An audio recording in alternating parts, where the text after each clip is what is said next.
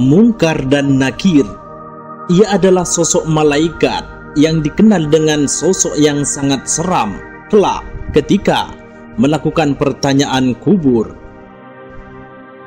Namun ternyata ada sosok malaikat yang tak kalah seram yang mendatangi seseorang kelak ketika ia sudah dimasukkan ke liang lahat.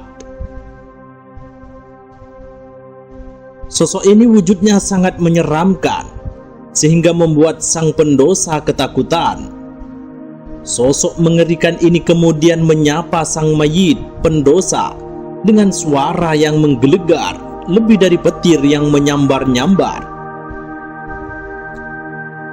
Dalam berbagai literatur Islam diriwayatkan bahwa sebelum malaikat Munkar dan Nakir masuk kubur, ada malaikat lain yang masuk terlebih dahulu. Siapakah malaikat tersebut? Ia tak lain adalah malaikat yang bernama Rumman.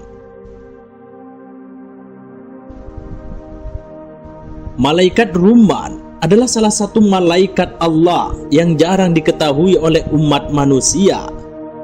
Hal ini karena tugasnya yang hanya berhubungan dengan orang-orang yang telah meninggal di dalam kubur. Malaikat Rumman merupakan malaikat yang ditugaskan untuk menjaga jenazah. Tugas malaikat ini berjaga di dalam kubur seseorang sebelum malaikat Munkar dan Nakir datang untuk menguji keimanan orang yang telah meninggal itu. Diriwayatkan dari Abdullah bin Salam radhiyallahu anhu, seorang malaikat masuk mendatangi mayat di kuburnya sebelum kedatangan malaikat Munkar dan Nakir.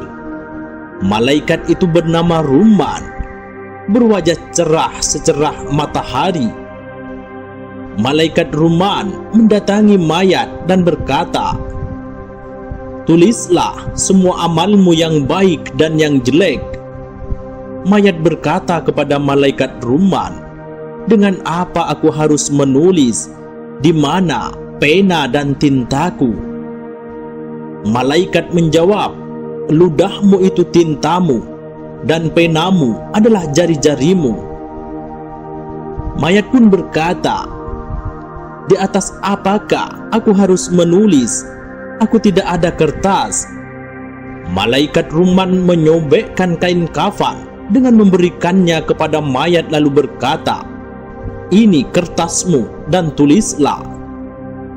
Maka menulislah si mayit tersebut amal kebaikannya di dunia, kemudian sampailah pada amal buruknya. Maka dia berhenti enggan menulisnya, malu kepada malaikat Rumman.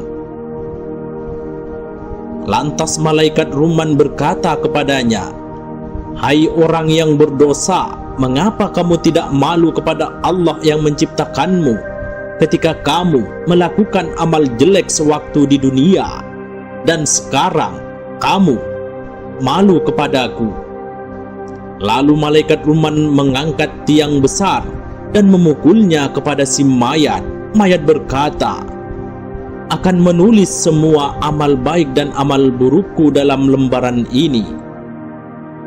Sesudah itu malaikat Rumman memerintahkan agar melipatnya, menandatanganinya, dan mengalungkannya di lehernya hingga hari kiamat.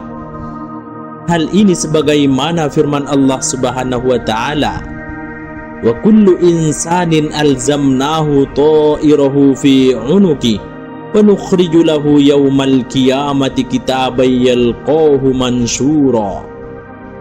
Dan setiap manusia telah kami kalungkan catatan amal perbuatannya di lehernya, dan pada hari kiamat kami keluarkan baginya sebuah kitab dalam keadaan terbuka. Quran Surat Al-Isra ayat 13.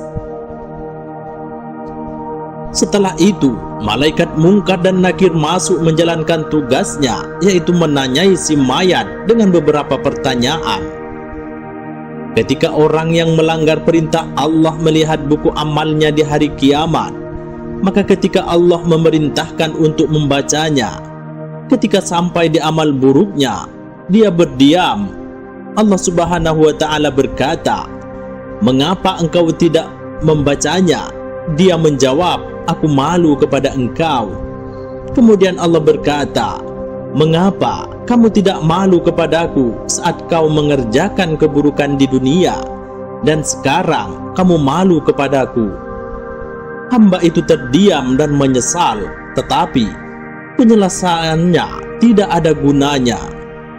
Allah Subhanahu wa Ta'ala berfirman, "Khudhuhu faghulluh, tsummal jahim salluh."